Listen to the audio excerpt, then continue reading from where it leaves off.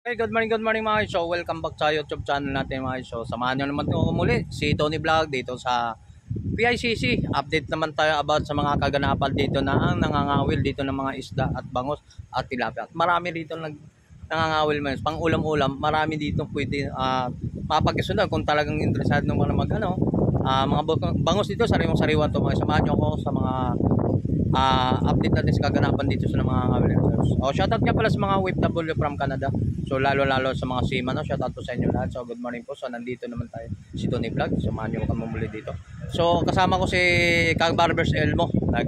Ano naman kami dalawang itlog no dito. So shoutout po sa mga subscriber natin, sa mga OFW, lalo sa mga ano natin, subscriber from Leyte, from Davao City. Shoutout mga from Quezon Province. Shoutout po sa inyo. So samahan niyo ko muli dito sa ating pag update sa about ng mga nangangawil dito ng isa. So let's go.